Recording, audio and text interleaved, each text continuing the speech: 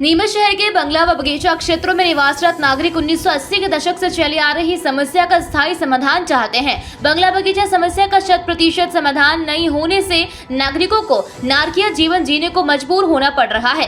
बंगला बगीचा वासियों का कहना है कि शिवराज सरकार ने समस्या का अधूरा समाधान किया है। सीएम का ये समाधान राहत नहीं आफत है। फिर नगरीय निकाय चुनाव में भाजपा ने जटिल नियमों में सुधार का वादा करते हुए चुनाव जीता, लेकिन चुनाव निपटते ही जनप्रतिनिधि और राजनीतिक पार्टी अपना वादा भूल गए और अभी तक बंगला बगीचा समस्या का समाधान के लिए पारित नियमों में कोई संशोधन नहीं हो पाया है। बंगला वासी चाहते हैं कि समस्या का स्थायी समाधान हो। सरकार द्वारा 2017 में बनाए गए व्यवस्थापन के जटिल नियमों में बदलाव हो। व्यवस्थापन बोर्ड द्वारा भी नागरिकों से कई तरह के दस्तावेजों की मांग की जाती है। बंगला बगीचा क्षेत्र के निवासी चाहते हैं कि इस पर मालिकाना हक मिले। प्रदेश के शिवराज सरकार को ध्यान देकर जनता के हित में नियम बनाने चाहिए। इस समस्या के समाधान के लिए जनता कई सालों से संघर्ष कर रही है। वॉइस ऑफ एमपी की टीम ने भाजपा के वरिष्ठ नेता चैम्बर ऑफ कॉमर्स के अध्यक्ष जिनेंद्र डोसी से बात की। नमस्कार दोस्तों, आप जुड़ चुके वॉइस ऑफ एमपी से और मैं हूं अब्दुल अली ईरानी। बंगला बगीचा एरिया समस्या विगत 40 से अधिक वर्षों से उलझी हुई है, जहां पर 70 सालों से रह रहे रहवासी नारकी जीवन जीने को मजबूर है। शिवराज सरकार द्वारा इसका जो समाधान दिया गया, इसके लिए जो राहत दी गई, वो भी जनता के लिए अब आफत बन चुकी है। मेरे साथ मौजूद रहे वरिष्ठ नेता जिनेंद्र जी डोसी साहब। आइए बात करते हैं उनसे और समझते हैं इस पूरे मामले को और जानते हैं कि किस प्रकार से इसका समाधान बेहतर ढंग से किया जा सकता है और ये समस्या कितनी ज़्यादा दुखदाई है। आइए बात करते हैं। सर, बंगला बगीचा एरिया समस्या जो है ये विगत 40 वर्षों से है और 70 साल से यहाँ पे जो लोग रह रहे हैं वो नारकी जीवन जीने को मजबूर हो गए हैं। आप क्या कहेंगे, क्या किस तरह से देखते हैं इस बात को? देखिए, मैं इस समस्या को एक व्यावहारिक पहलू के तौर पर देखना चाहता हूँ। आज़ादी के पहले अंग्रेज यहाँ रहते थे, वो बंगले वगैरह जो थे, उनके यहाँ जो काम करने वाले लोग थे या जो भी उनके हितैषी लोग थे, उनको देख करके चले गए थे। वो उसमें रहना शुरू किया, बंगले का उपयोग किया, उसके आसपास की ज़मीन का उपयोग किया। अब उन दिनों में क्या हुआ कि जो जिनको सुपुर्द करके गए थे वो धीरे धीरे टुकड़ों में बेचते गए। नगर पालिका ने उनका नामांतरण किया, नक्शे पास किए, रजिस्ट्री हुई, सारा काम हुआ। तो इसके कारण हम इसको थोड़ा व्यावहारिक पहलू से लें। और यह विषय वाकई आपने सही कहा, बहुत पुराना है। मैं भी 83 में नगर पालिका में पार्षद था और बंगला समस्या की कमेटी का एक सदस्य था और हमारे साथ वरिष्ठ कांग्रेस के पार्षद और बीजेपी के लोग भी थे। हमने सिर्फ सब बात को समझने के लिए उसमें सार एक ही निकाला कि देखिए, जिन्होंने मकान बना लिए, रजिस्ट्री हो गई, नामांतरण हो गया, हम नगर पालिका इसको वापस नहीं ले सकती किसी भी स्थिति में, न सरकार वापस ले सकती है। बेहतर ये इन पर डेवलपमेंट शुड जो नियमानुसार बनता है वो लगा दें और इसको रेगुलाइज कर दें। हमने उसका मूल सार को पकड़ा, ताकि अब इसके आगे पीछे नियम क्या बन सकते हैं, उपनियम क्या बन सकते हैं, वो अलग विषय है। लेकिन हमने इस सार को बन करके कमेटी ने निर्णय सर्वानुमति से फाइनल किया। लेकिन विडम्बना ये है कि वो बात आगे नहीं बढ़ पाई। हम पार्षद पद से हट गए।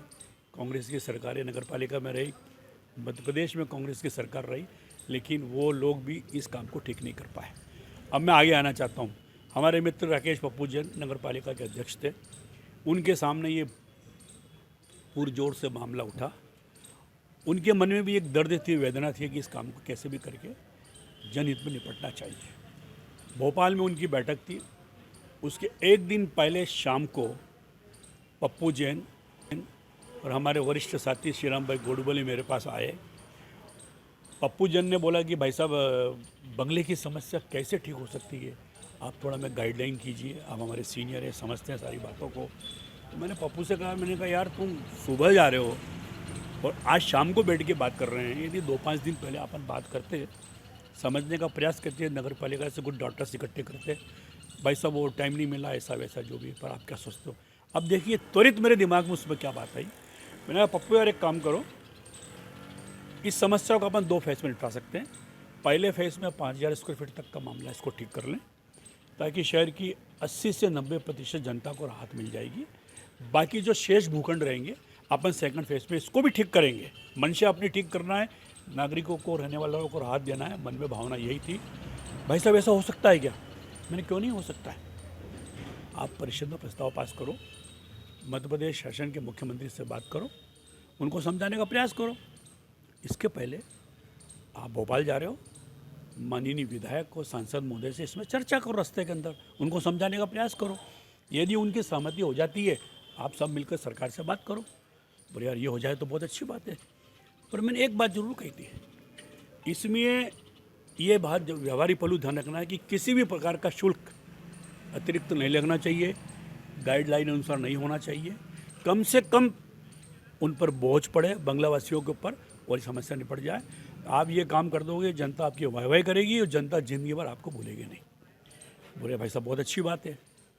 ये रास्ते में गए, माननीय विधायक जी से, सांसद जी से बात की।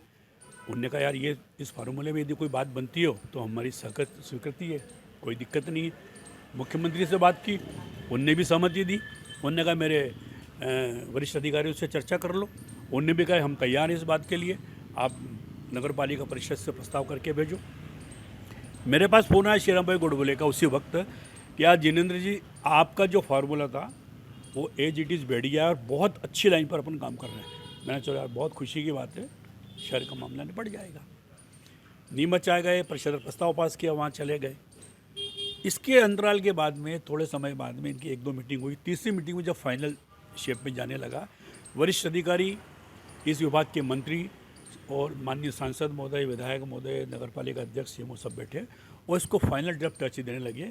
वहाँ जाकर के उन्होंने थोड़ा सा ये किया कि साहब 1000 फीट तक इतना प्रतिशत, 1 से ऊपर इतना प्रतिशत, ये वहाँ जा कर के फाइनल करके आ गए।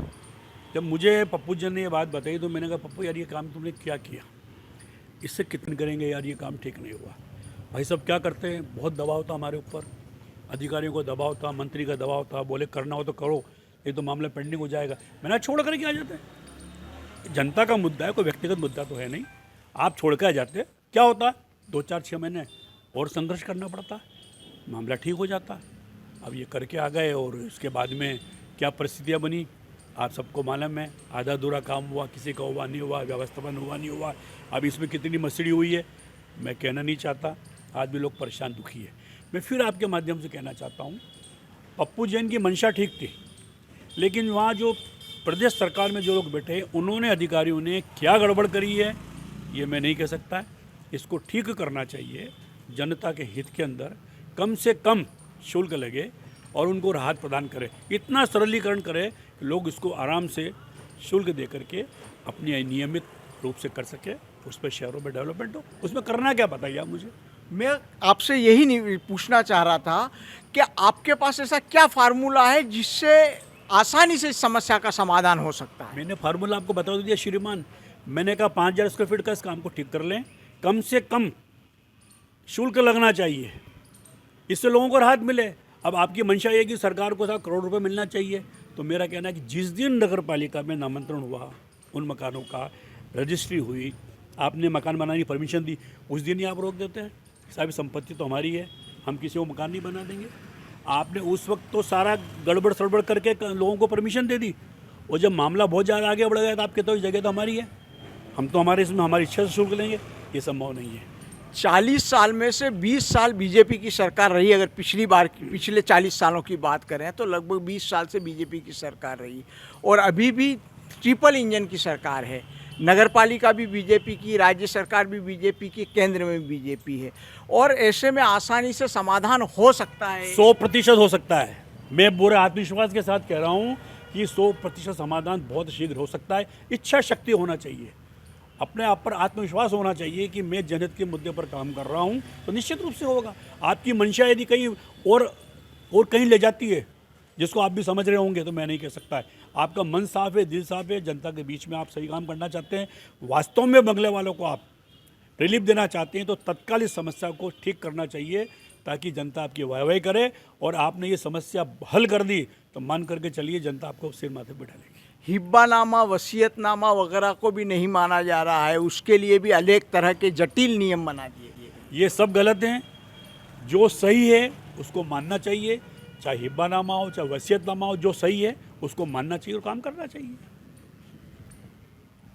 तो आपने सुना, हमारे साथ जिनेंद्र जी दोषी जो वरिष्ठ नेता हैं और भाजपा के वरिष्ठ नेता है, और काफ़ी चैम्बर ऑफ कॉमर्स के अध्यक्ष भी है, और काफ़ी लंबे समय तक राजनीति में रहे हैं, साथ ही साथ पूर्व पार्षद भी रहे हैं, बंगला बगीचा एरिया की जो कमेटी के सदस्य रहे हैं, सांसद प्रतिनिधि रहे हैं, उनके द्वारा भी एक जो फार्मूला रखा गया है। साथ ही साथ ये दिल से चाहते हैं कि जनप्रतिनिधि इस बारे में आवश्यक रूप से संज्ञान ले और इसको सबसे प्राथमिकता में लेकर हल करे।